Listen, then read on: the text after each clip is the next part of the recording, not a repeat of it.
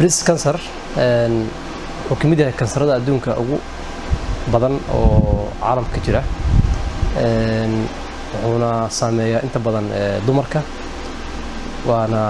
kansar runtii khatar ah oo dhimashadiisu ay badan tahay haddii aan wax laga qabanin ama aan laga hortagin markaas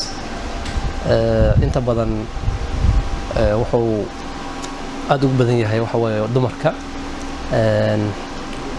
boqolkiiba waxaa la dhahaa 5 ilaa 10% na waxa weeye waa dhaxal lagu helaa haddii qof hore u qabayo kale tusaale ahaan oo ku dhaco ama xataa haddii qofkan waalidkiis uu qabay isaga inuu ku dhaco laga yaabaa waxaa jira marka waxa la risk factors waxa la dhaho oo ah qofka waxyaabaha u nugleyn kara in uu ku dhaco breast cancer-ka ama factors waxa ugu horeeya waxa female-ka ama dumarka waxa kaloo jira wax la yiraahdo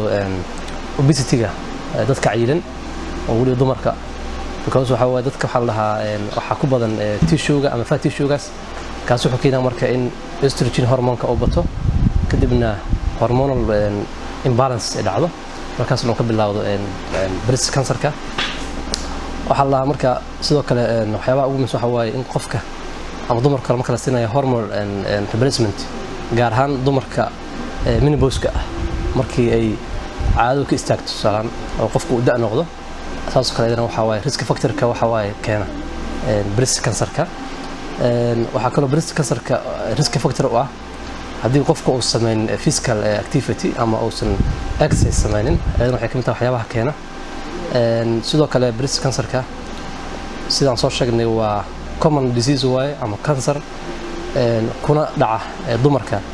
waxyaabaha ugu badan aan soo sheegnay risk factor dii laga fogaado kuwaasna ay keeni karto in qofka uu ka badbaado calaamadaha marka lagu arko waxa kamid ah qofka breast cancer-ka qaba waxa ugu horeeya waxa lambi waxa la oo ah nodule ama nabar yar oo ka soo baxa gudaha naaska kaas badan waxa la ogaadaa marka in markasta gabadhu ama dumarku ay taabtaan naaskooda oo ay ku sameeyaan wax la yiraahdo examination markasta marka nabarkaas wuxuu sameeynaa marka dambe uu sii badanaa uu sii ziyaada haddaan wax laga qabanin markaas aan la fahmin ugu horreyn marka xanuun ma lahan markii uu sii weynaado wuxuu keeni doonaa in formatiga ama structure-ka oo breast-iga ama naaska uu isbedelo in sidoo kale dheecaan ka yimaado ibta naaska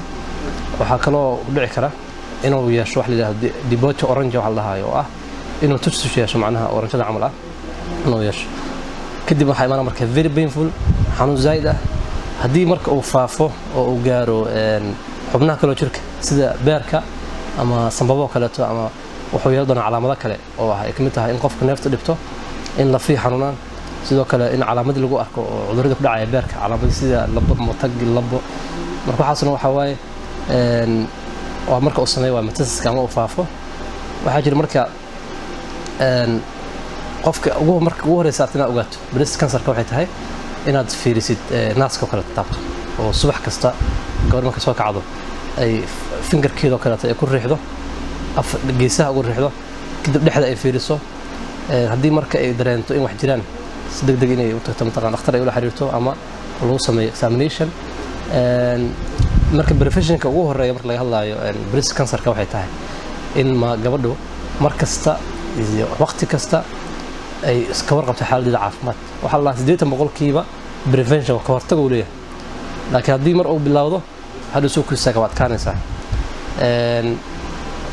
marka management-iga marka laga hadlayo waxay tahay ama waxyaabaha lagu maareeyo haddii lacala uu dhaco waxay ku xiran tahay nooca kansarka uu yahay malignant miya mise benign waa malignant waxa la dhahaa marka uu sameeyo metastasis oo faafo oo gaaro beerka iyo sababaha benign waxa la dhahaa inuu meesha ku ekaado oo safaafin marka waxay kala ku xiran tahay size-ka uu gaarayo ama inta uu gaaro waxa kale da'da qofka ku xiran tahay waxa la dhahaa da'da ugu badan ku dhaco waxa waaye 50 years ilaa wixii ka weyn waxa kaloo la sheegaa gabadha markuu horeysa caadada ku dhacaysana inuu ayadana uu risk factor ku yahay oo ku dhici karo marka silo qaabkii loo waa karaa markii waxa loo karaa marka gabadha inay sameyso examination every morning oo subax kasta marka waqti kasta kadib haddii aragto toos uu mataqaana dhakhtar ula xiriirto waxaa loo sameynaa marka waxa loo yaqaan mammogram ama waxa la yiraahdo biopsy in la jaro oo laga soo gooyo tissue ama cells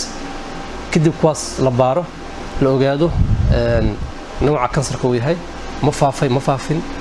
taas lagu ogaa marka waxa ugu muhiimsan waxay tahay marka oo preventionka ah in laga hortago cudurkaas oo ah in dumarku mar walba ay ku dadaalaan xaaladooda caafimaad mar walba inay jagreeyaan xaaladooda caafimaad markasta inay hubiyaan breastigooda